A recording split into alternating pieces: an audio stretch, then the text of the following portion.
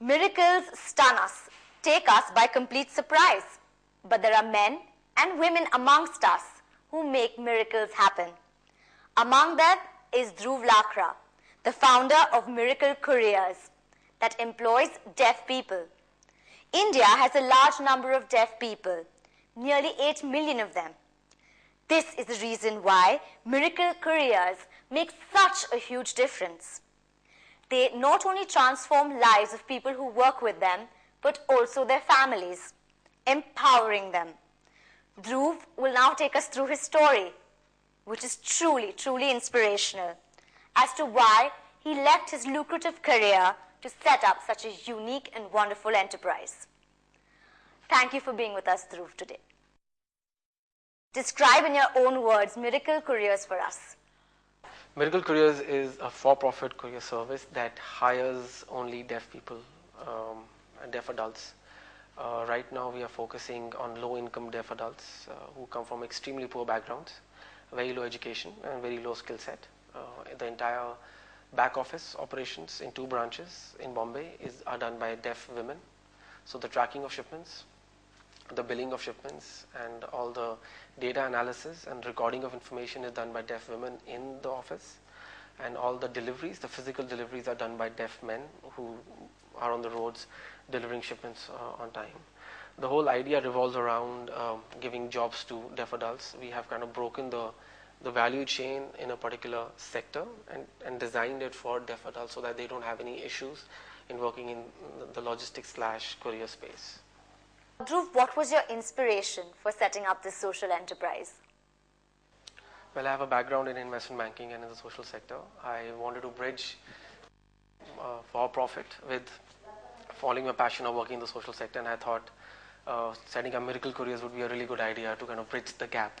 Why did you choose to work with deaf people in particular? And I wanted to work with deaf people just because I thought you can't see deaf people.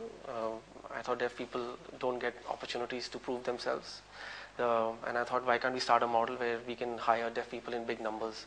So a for-profit courier service, in my mind, solves that problem. You left an investment banking career to set this up. Was that a very difficult decision? Was it easy to let go?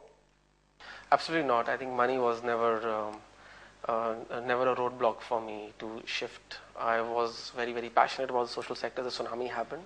I left my job. I spent 3 to 4 months with tsunami victims in Tamil Nadu. And that's where I realized that this is what I want to do and be in the social sector. So answering your question, no. Any advice to someone who's planning to take the plunge? Just do it. I just believe in doing it. I don't believe in thinking too much about it. Is setting up a social enterprise in India easy? It's getting better. It's not easy, but it's getting better. There are very interesting social enterprise models that are coming up, which are market driven, which are for profit, which solve a certain section of problems. But social enterprises, in my mind, are like regular companies. Does the government, as well as other stakeholders, provide support? People are very receptive. Companies are very receptive to what we do. I would like them to be more receptive. But companies have their own rules and regulations and own steps which they need to follow. The government can definitely do much more, and which it's planning to do, so let's see. For a person who's wanting to start a social enterprise, what were the steps you would suggest he take? First, find the issue that really bothers you. What area or what sector you would like to work in. Whether you want to work with children, you want to work in nutrition, you want to work with disability, old age, just tons of issues out there. But you should find first, I think, identify what is close to your heart. Close to your heart, a thing that bothers you, and then you can think about going about developing models. Is it tough to make money when the enterprise is social in nature? Start that you will make a lot of money by doing a social enterprise or any other initiative, I think, is a flawed logic. First, develop something good, develop something big, and then you can think about making money. You're definitely looking at empowering a lot of people through this. Yeah, you can't change lives in one day. It's a long process. It takes years and years. So if you don't want to wait for so long, you're wasting your time doing it. So it is a lifetime commitment. It's not a click of a button that you worked with somebody and you just play around with the model and things will change. It doesn't. True. And also, I don't also believe that people say that charity or non-profits, don't empower. They also empower. I believe that for me, a for-profit model would have been better. What is your vision with Miracle Couriers? It's to hire as many deaf people as we can and grow big and look at other disabilities. So we have plans for that and grow outside Bombay eventually. So let's see, slow and steady. What would be the challenges of managing this business model?